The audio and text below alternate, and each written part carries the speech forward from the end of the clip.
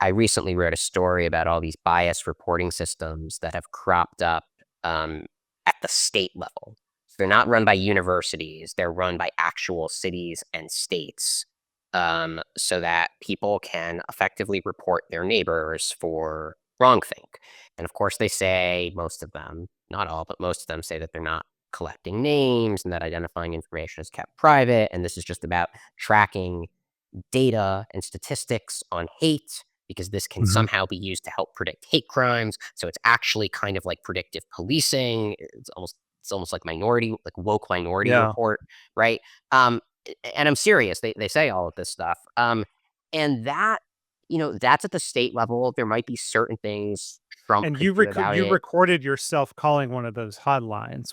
I'm having a bit of a dispute with my neighbor. I just moved, and uh, I was talking to my neighbor, and I said I was Muslim. I said I thought that what was going on in Gaza was a genocide.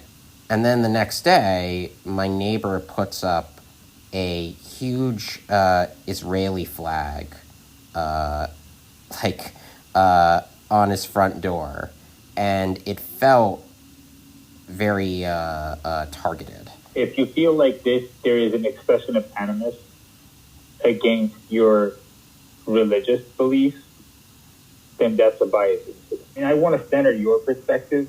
And if you feel like this was a bias incident, that the flag is an expression of animosity against your faith or your country of origin, then we honor that, and I want to acknowledge that. So that would be a bias incident. Even if it is not very explicit, we go with whatever the victim is experiencing.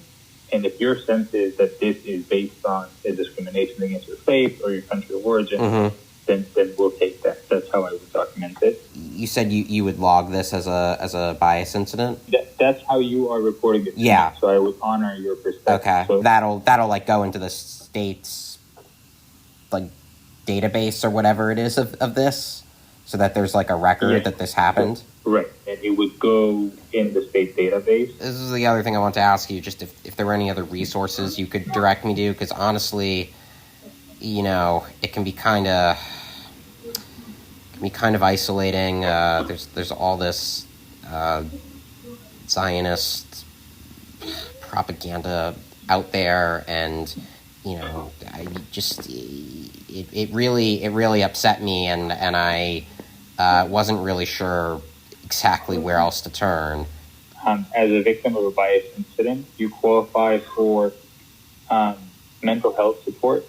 So if your insurance does not cover the mental health support, you'd be able to get coverage and funding through the Department of Justice. Right. So it was insane. Did you go to therapy, Aaron? I did not go to therapy for that. But So this is the future you're envisioning then, is Oregon, California. These are going to be the holdouts, and it might even get worse, where we got like a total like yeah, the therapeutic fact that surveillance state. right, the fact that this is happening in 2024 to 2025, and it really didn't receive any attention until I wrote a story about it. And frankly, that story kind of got lost in the flurry of Trump's executive orders. It hasn't even received that much attention now. That is a really large network of kind of bureaucratic control mechanisms designed to police and arguably deter First Amendment protected speech based on the feelings or imagined sensitivities of minority groups. That's almost the definition of wokeness, right? That's just what Yeah. wokeness and DEI kind of is. And uh, it's there's some argument that some of these systems may violate the First Amendment, but it's not clear, right? The government can collect data on a lot of things. And so, if you assume that these systems do hold up to legal scrutiny, you could have a world in which we kind of condition a whole generation of people in blue states to just accept government-sanctioned snitch line as a normal and acceptable practice. Hey, that was a clip from Just Asking Questions. You can watch another one here or the full episode here. And please subscribe to our brand new channel to get us started off right and be notified when new episodes or clips go up. Thanks for watching.